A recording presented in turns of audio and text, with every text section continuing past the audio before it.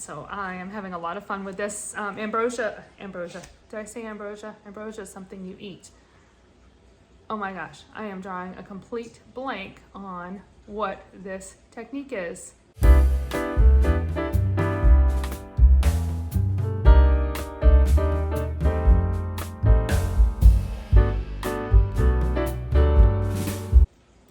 Well, hello and welcome to episode 3 of Michelle's Fiber Studio podcast.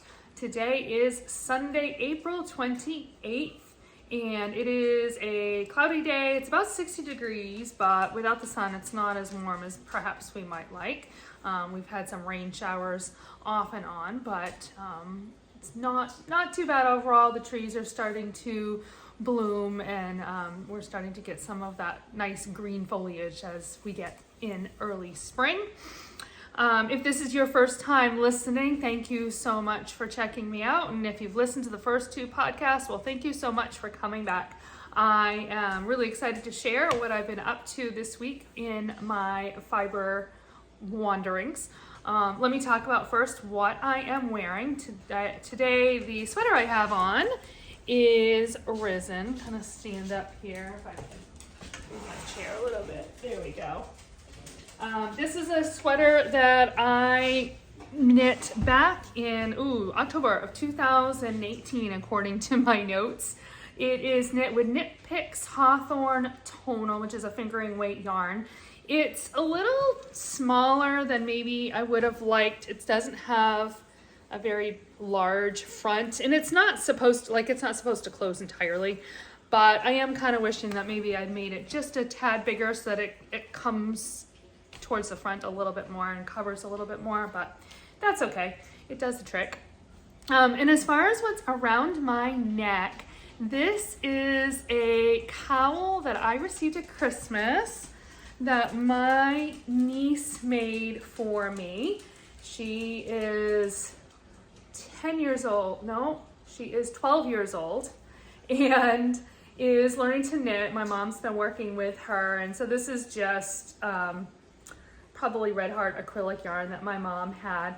And it's a little wonky in places. She worked really, really hard at it. And my mom had shared some of the story of what that struggle had been for her. And then when my niece showed up at Christmas time and presented the scarf to me, well, I just thought that was the sweetest thing ever. So I love it. It's not perfect, but it is beautiful. And then Marta has a new adornment this week too. Marta is wearing the mystery knit along. Oh my gosh, words failed me for a second. The Secret Forest shawl, which was by Lisa K. Ross of Paper Daisy Creations. That is the official name. I actually call that shawl my Joy in the Morning shawl. And I'll get into that in just a second. But first, I want to talk about the yarn. It is a kit that I got from Miss Babs. It is the Yummy 2-ply. The colors are Yonder Valley was the name of the kit, and then the main color is Franklin. It is a 100% merino. It's a fingering weight yarn. This was a knit along that Lisa did started the very beginning of September, like right after Labor Day. And last fall, I had a kind of sudden transition in my job and in the school that I was located at. And it was kind of, I don't want to say traumatic, but it was hard. It was a little rough because it came really suddenly. And I, about the same time, had seen the information on this mystery knit along. Actually, I saw it in the Miss Babs newsletter, and I loved the colors in this particular kit. And it just reminded me, one of the things that kind of helped me along through this transition was the Bible verse that says that weeping may last for a night, but joy comes in the morning. And when I saw the colors of that kit, it just reminded me of a sunrise and joy in the morning. And I thought that this would be something really fun for me to focus on this fall as I was transitioning into my new position. And it ended up being a really great thing. And then I loved that reminder of joy in the morning, but also every time I wore it, could remind me of God's goodness and how he works in our lives in mysterious ways, because it has indeed turned out to be a really good thing in my life, and I'm really loving where I'm located now, and it's been great. But it was really rough at the beginning of the year, and so that is I actually call it my joy in the morning shawl. So Marta's wearing joy in the morning today. So with that, let's go ahead and get started.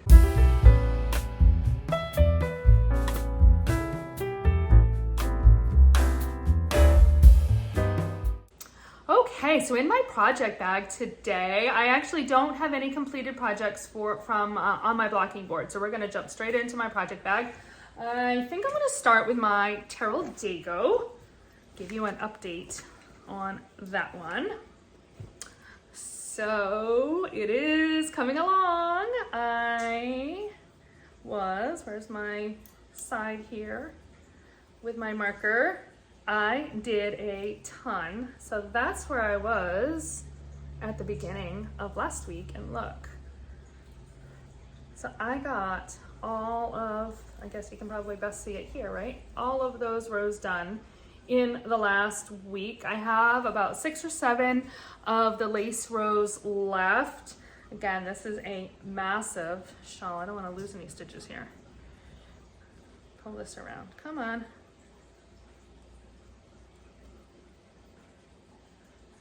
Oh my goodness. There we go. It is, there we go, the whole thing. It's gonna be a massive, massive shawl when it is done, but I love it, love it. I'm really excited. My hope had been to complete it by the end of April. I have 2 days. I'm hoping to finish the lace tonight when I sit down and relax this evening, and I have 7 rows actually in the lace left to do.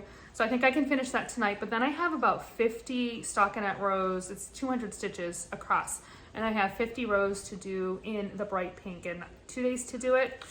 It's possible, but I think it's gonna be a little tight. Either way, I should have it as a finished object next week when I podcast. I am running really low. I don't know, can you see? I don't have a whole lot left of that purple. So I hope I don't end up playing yarn chicken with this one like I did with the pink, the Himalayan salt. I don't know, this particular color, this is the Malabrigo sock, this is the Abril, and then my pink is the Light of Love. I have, yeah, Malabrigo sock. There's the tag. So we'll see. Hopefully I don't have to modify. I mean, I think I could shorten the lace section. I'm just gonna use as much as I have, and if I end up having to fudge it and take off a couple of lace rows and then add a couple of extra stockinette rows, because basically what I'm doing is I am eating up all the stitches on the one side right here. So that's what I have left. You can see my stitch marker here. Is it gonna show? There we go. There's my little stitch marker. So those are the stitches that I have left, that every time I go back and forth, I take away one of these stitches and it kind of gets moved to the other side, because I'm increasing on this side and decreasing on this side.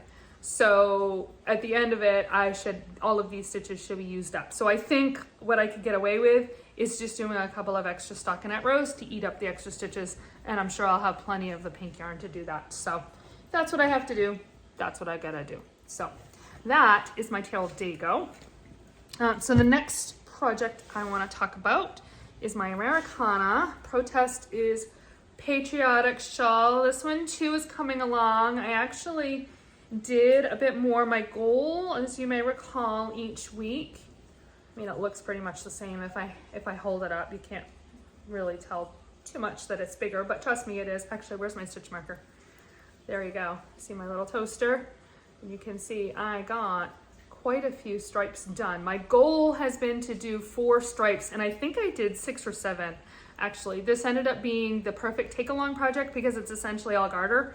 So I had some different things that I attended this week that I just wanted some straight knitting, and so I was actually able to bang out a few extra rows. I just have to do, I think it's 6 rows. Never mind. Yep, I got 6 stripes. Well, not 6 rows, 6 stripes. 1 in each of the 2 colors. So it's essentially 4 rows per stripe. That's what I have left. This is the Queensland United yarn. And it has the red and then the white and the blue. This again was a kit that I got from my local yarn store a couple of years ago. So I'm really excited. I'm hoping next couple of weeks actually, which will be a little ahead of my goal to have it done for Memorial Day. That would be fantastic.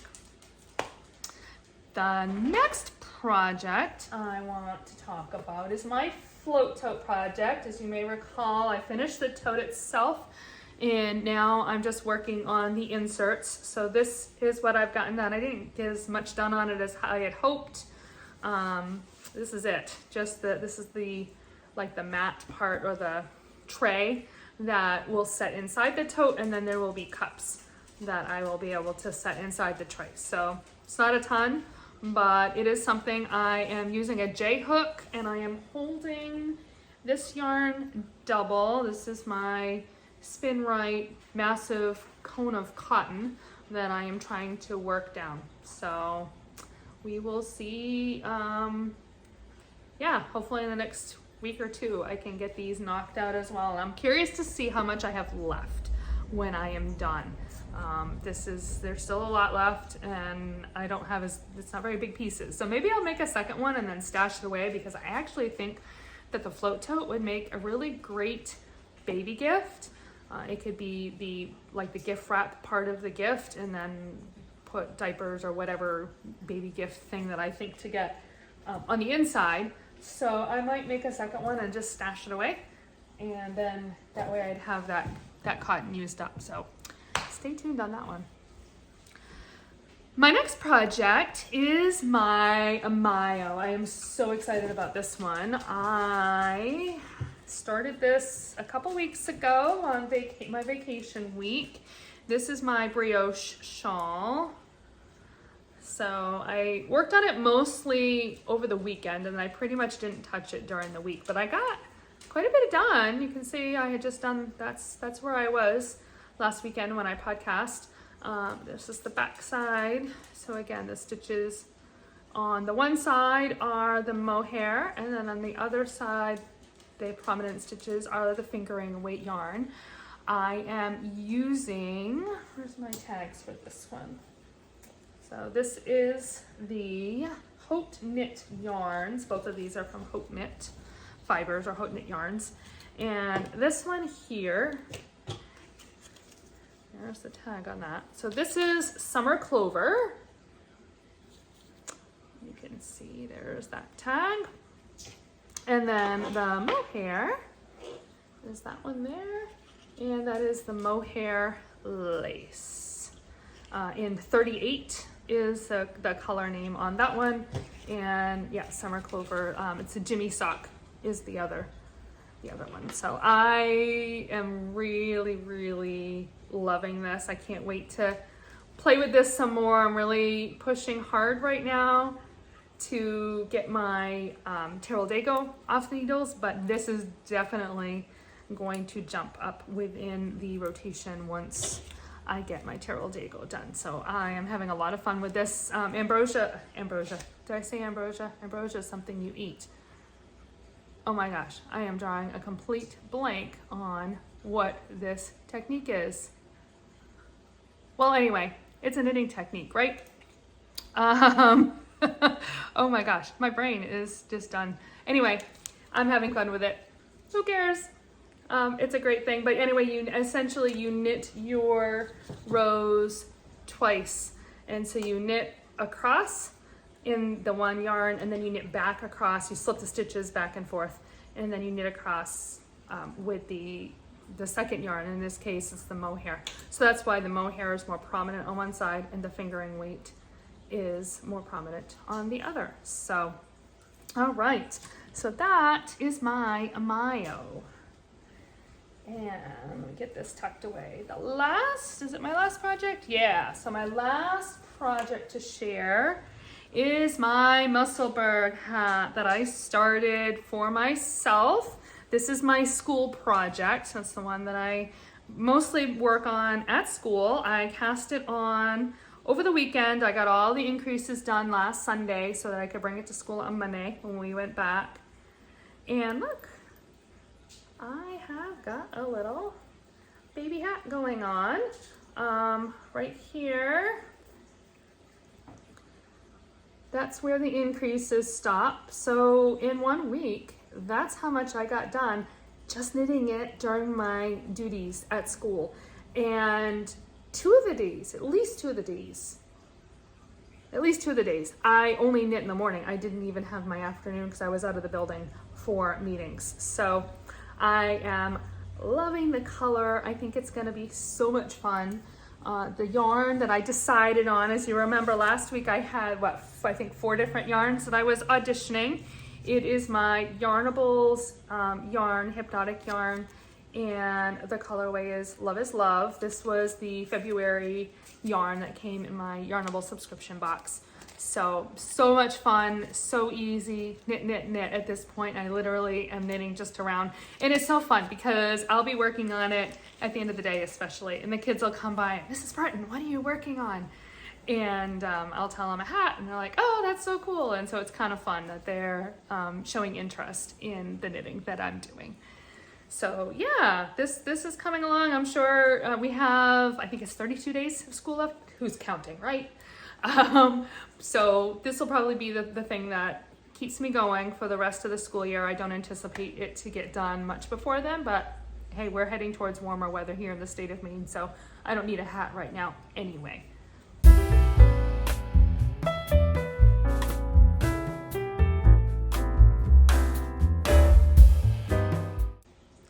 Okay, so let's see. I don't have any project dreams to talk about this week. I don't have any new yarn acquisitions either from my yarn shelf. So we're gonna go straight to this week's random knitting fact. And this week, the fact that I found that I thought was kind of fun is that in the year 1566, I'm a history buff, so this kind of caught my attention. In 1566, King Eric of Sweden owned 27 pairs of knitted silk stockings imported from Spain. Each knitted pair cost the same as his valet's yearly salary. So think about that. He had 27 pairs of silk knitted stockings. They probably went mostly up his leg, if I had to guess, based on like the pictures that I've seen in history books and whatnot, right? So 27 pairs, and the cost of each one was equivalent to 1 year's salary for his valet. So his valet would have to work for 27 years to equal out what he spent on those stockings. I can't even imagine. That's crazy. Yeah. And I bet it was really fine silk yarn, you think? And so I wonder how big his feet were too. That would be interesting to think about. And, but if they went like really high up his leg and it was really thin yarn, I bet each pair took quite a while to knit, not to mention the actual creation of the yarn. And silk silk still is a little bit more of an expensive process to get manufactured. So yeah, kind of a fun fact. I don't think I would want to spend a whole year's wages on some yarn to knit a pair of socks. As much as I enjoy my knitting, that might be where I draw the line, and my husband would probably be happy to hear that fact from me, wouldn't he?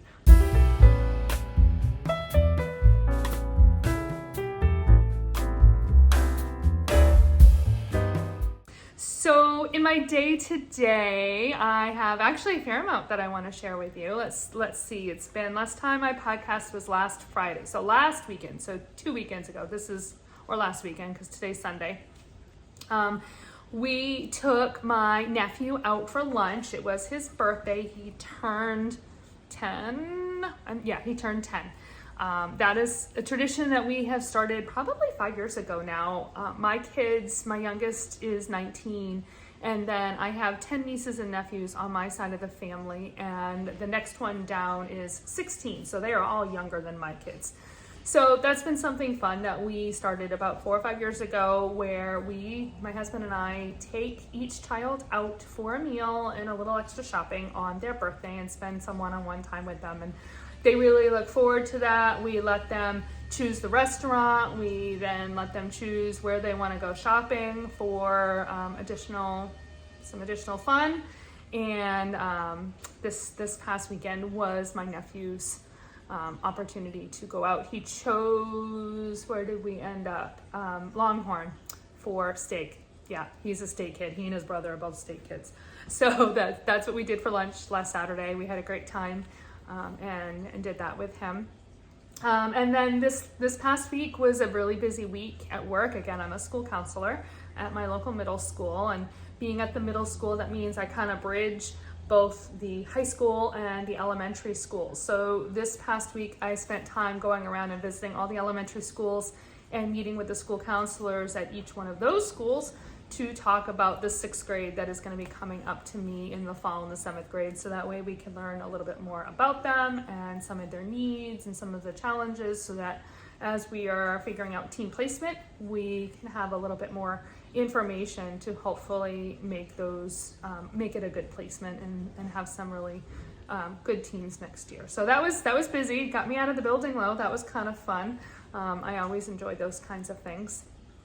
On Thursday, my daughter came into town from New York. We had a family wedding, which I'll talk about a little bit more in just a minute, but she came in on Thursday, so we had to meet her at the bus station and pick her up, her and her partner.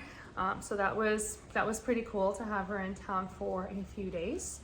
And then on Friday, my daughter and her partner and I drove down to Biddeford, which is about an hour or so south of me. I am on the board of directors for Odyssey of the Mind, the main Odyssey of the Mind, and we had our tournament. Our state tournament was on Saturday. It actually should have happened about a month ago, but we had a big snowstorm that weekend. Like, we had no snow the entire winter, and then one of the biggest snowstorms, we had 2 back to back, and so the first of the 2 landed on the Saturday that was supposed to be the state tournament, which unfortunately meant everything was shut down. It actually shut down in advance, so we had to cancel it and had to postpone it. So that was held on this past Saturday, yesterday. Unfortunately, I wasn't able to attend because of the family wedding, but I did go on Friday to help set up. I am actually the tournament director for the primary teams, which would be kindergarten, 1st and 2nd graders. If you've not heard of Odyssey of the Mind, it's creative problem solving, kind of a STEM focus. Although not entirely, there are some of the problem opportunities where it's a little bit more of dramatics or drama focused kind of a thing. But go Google it and go to YouTube and look up Odyssey of the Mind, and I'm sure you're going to find lots of videos of some of these kids creating their solutions. The most important thing is that this is all student driven or child driven. There should be no adult interference. We take it's called outside assistance. We take that very seriously. This is supposed to be just the kids coming up with the solutions and creating the solutions and presenting the solutions, and the adults are just there to make sure that they get along as they do it and help facilitate the process and help them keep them moving along, but it's their responsibility to come up with the actual solutions. So anyway, we went down to Biddeford on Friday night to get ready for the tournament so that it would be ready to go first thing on Saturday. And then on Saturday, yesterday, we had a family wedding. My nephew on my husband's side got married, and it was so beautiful. The weather was just, oh my goodness, beautiful for April. I think I talked about earlier, a couple episodes back, of how April weather can be hit or miss. And it was sunny and mid 60s. They actually were able to have the wedding itself outside, and it was just absolutely beautiful. And then the reception followed inside the building, and we had such a great time with family. I had all of my kids were there. Again, my daughter had come up from New York. My younger son had come down from college, and we were able to just spend that time together as family. And so that was really great. It was a beautiful wedding, very sweet, and we're very excited to welcome a niece-in-law into the family. They're gonna be great. I think that was really something very special. And I got updates as the day went along that the tournament was also going well. So that was good. I felt bad that I couldn't be there, but family comes first, and that was definitely the precedence and where I needed to be yesterday, and I wouldn't have missed it for the world. So that pretty well, I think, is all I have for this week. Thank you so much for listening and tuning in and giving me a try. You can find me on Ravelry and Instagram as Knittin' Michelle, or you could email me at michellesfiberstudio@gmail.com. You can find links for all of the things that I talked about in the show notes below. And if you enjoyed this episode, please give the video a like and subscribe to the channel so you will always know when I have something new to share. With that, I hope you have a wonderful week and happy knitting!